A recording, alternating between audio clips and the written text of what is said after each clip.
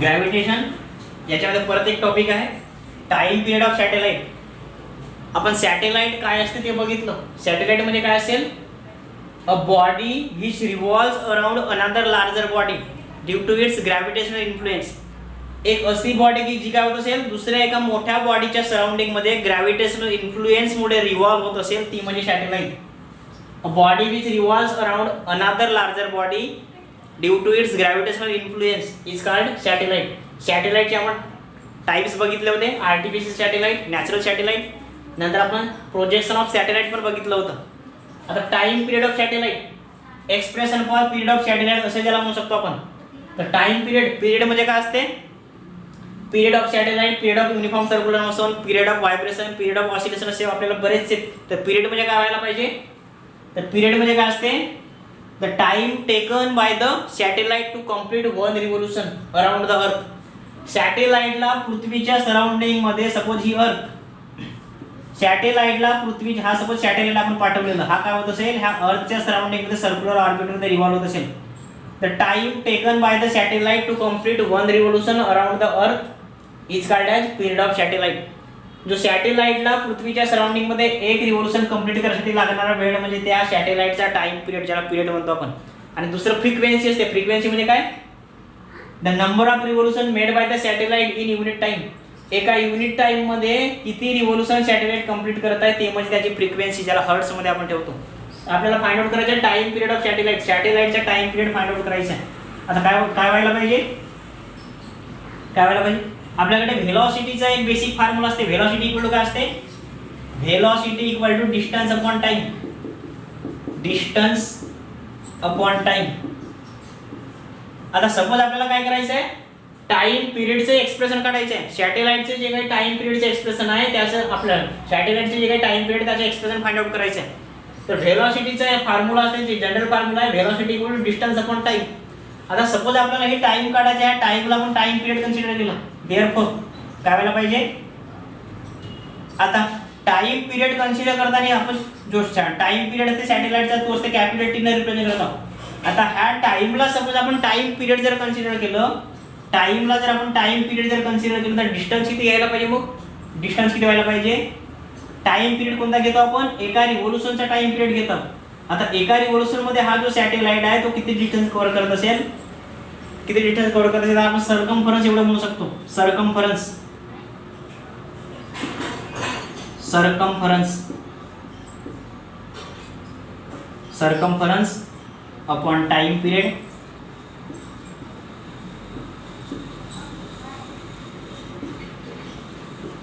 आता याच्यामध्ये म्हणजे आपल्याला टाइमचं काय करायचं, एक्सप्रेशन फाइंड आउट करायचं. ह्या टाइमला सपोज आपण टाइम पिरियड जर कन्सिडर केलं तर हा वरचा डिस्टन्स घेताना काय करायला पाहिजे, एका टाइम पिरियड मधला डिस्टन्स. तर एक टाइम पिरियड म्हणजे काय असते, the time required to complete one revolution. एक रिव्होल्यूशन कंप्लीट करण्यासाठी लागणारा वेळ. वेळ घेताना आपण एक रिव्होल्यूशन साठी लागणारा वेळ जर कन्सिडर केलं तर हा डिस्टन्स घेताना पण एका रिव्होल्यूशनचा डिस्टन्स घ्यायला पाहिजे. आणि सॅटेलाइट सपोज काय होत असेल, इथून जर रिव्हॉल्व होत असेल तर सॅटेलाइट काय करत आहे, एक रिव्होल्यूशन कंप्लीट करत आहे. आता हा जर डिस्टन्स फाइंड आउट करायचा, इथून आपण जर क्रॉस चेक केलं तर आपण काय म्हणू शकतो, पृथ्वीचा जेवढा सर्कम्फरन्स आहे तेवढाच काय करत आहे, डिस्टन्स कव्हर करत आहे असं म्हणू शकतो आपण. मग इनडायरेक्टली डिस्टन्स अपॉन टाइमला आपण सर्कम्फरन्स अपॉन टाइम पिरियड लिहिलं. आता सपोज काय असेल, तो सॅटेलाइट ज्या सर्क्युलर ऑर्बिट मध्ये फिरत आहे त्याचा रेडियस सपोज r असेल तर सर्कम्फरन्सला आपण 2πr लिहू शकतो. आणि टाइम पिरियडचं सिम्बॉल असते कॅपिटल टी. तर हे झालं व्हेलॉसिटी. आता व्हेलॉसिटी कोणती व्हायला पाहिजे, व्हेलॉसिटी कोणती व्हायला पाहिजे, जेव्हा हा सॅटेलाइट काय होत असेल सर्क्युलर ऑर्बिट मध्ये फिरत असेल तेव्हा त्याची व्हेलॉसिटी म्हणजे काय असते, क्रिटिकल व्हेलॉसिटी असते. जेव्हा सॅटेलाइट सर्क्युलर ऑर्बिट मध्ये फिरत असेल तेव्हाची व्हेलॉसिटी म्हणजे क्रिटिकल व्हेलॉसिटी असते. म्हणून आपण त्या व्हेलॉसिटीला काय म्हटलं, आपण vc कन्सिडर केलं. म्हणून vc इक्वल टू काय व्हायला पाहिजे, 2πr/t. आता क्रिटिकल व्हेलॉसिटीचा एक एक्सप्रेशन मिळतं आपल्याला 2πr/t. बट आपल्याला क्रिटिकल व्हेलॉसिटीचा दुसरा एक एक्सप्रेशन माहिती आहे. बट क्रिटिकल व्हेलॉसिटी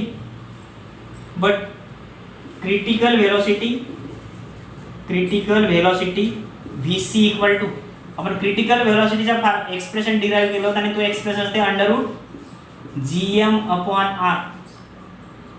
आता हा इक्वेशन 1 आणि हा सपोज इक्वेशन 2, दोघांना इक्वेट जर केलं तर दोघांचे लेफ्ट हँड साइड इक्वल, म्हणून काय व्हायला पाहिजे, देअरफॉर 2πr/t.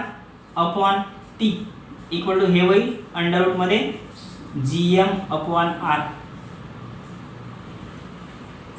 आता व्हॅल्यू काढायची आपल्याला कशाची, टी ची, टाइम पिरियडची व्हॅल्यू काढायची. टाइम पिरियडची जर व्हॅल्यू काढायची असेल तर टाइम पिरियड म्हणजे टी वाली टर्म वरती असायला पाहिजे. दोघांचेही सपोज आपण रेसिप्रोकल घेतलं, दोघांचेही रेसिप्रोकल घेतलं म्हणजे न्यूमरेटर डिनॉमिनेटर मध्ये लिहायचं आणि डिनॉमिनेटर न्यूमरेटर मध्ये लिहायचं, म्हणजे त्याला म्हणतो आपण रेसिप्रोकल. तर हे होईल T upon 2πr equal to ह्या साईडला व्हायला पाहिजे अंडर रूट मध्ये R अपॉन GM. आता आपल्याला जर याला सिम्प्लिफाय करायचं असेल तर काय करायचं, दोन्ही साईडला इकडचं स्क्वेअर रूट आपल्याला सिम्प्लिफाय करायचं आहे आणि स्क्वेअर रूट जर कॅन्सल करायचं त्याला काय करा, स्क्वेअरिंग करा. स्क्वेअरिंग बोथ साईड, दोन्ही साईडला सपोज आपण स्क्वेअर केलं, स्क्वेअरिंग बोथ साईड, दोन्ही साईडला जर आपण स्क्वेअर केलं तर हे होईल टी स्क्वेअर. इकडे व्हायला पाहिजे 2 चं स्क्वेअर 4, पायचं स्क्वेअर पाय स्क्वेअर आणि R चं square R square equal to ह्या साईडला त्याचं रूट आणि स्क्वेअर कॅन्सल म्हणजे R अपॉन GM असं व्हायला पाहिजे. आपल्याला व्हॅल्यू काढायची टाइम पिरियड टी ची व्हॅल्यू काढायची आहे. टाइम पिरियडची व्हॅल्यू जर काढायची तर टाइम पिरियड म्हणजे टी ला काय करा एका साईडला ठेवायचं आणि उरलेल्या सर्व व्हॅल्यू काय करायच्या दुसऱ्या साईडला शिफ्ट करायच्या. उरलेल्या सर्व व्हॅल्यू जर आपण दुसऱ्या साईडला शिफ्ट केलं तर आपल्याला टी ची व्हॅल्यू मिळेल आणि त्या टी ची व्हॅल्यू किती व्हायला पाहिजे, टी स्क्वेअर इक्वल टू हे इकडे दिलं 4 पाय स्क्वेअर R स्क्वेअर आणि परत इथं आहे R अपॉन GM. हे होईल 4 पाय स्क्वेअर GM ला इकडे दिलं आणि हा ऑलरेडी R स्क्वेअर आणि R परत हे काय होईल R क्यूब होईल. आता याच्यावरून जर ऑब्झर्व केलं तर टी स्क्वेअर इक्वल टू तर हे होईल तुमचं expression for period of time period of the satellite. सॅटेलाइटच्या पिरियडचं जे एक्सप्रेशन मिळतं T square equal to 4 pi square R cube upon GM असं म्हणू शकतो आपण. आता याच्यावरून जर आपल्याला एक कन्क्लुजन मिळत आहे, कन्क्लुजन कोणतं, केपलर्स लॉ मध्ये आपण बघितलं होतं. Kepler's law for planetary motion आपण चॅप्टरच्या स्टार्टिंगलाच बघितलं. Kepler's law for planetary motion याच्यामध्ये जो प्लॅनेटचा जो काय असते पिरियड असते त्याचं square, the square of period of revolution of the planets are directly proportional to cube of the radius of the elliptical orbit. Elliptical ऑर्बिटचा जो रेडियस आहे त्याच्या क्यूबला म्हणजे T square proportional to R cube असते असं पाहिलं होतं. याच्यावरून ॲज काय होईल 4 पाय स्क्वेअर अपॉन GM. 4 म्हणजे काय आहे, कॉन्स्टंट आहे. 4 कॉन्स्टंट आहे, पायची व्हॅल्यू पण कॉन्स्टंट असते.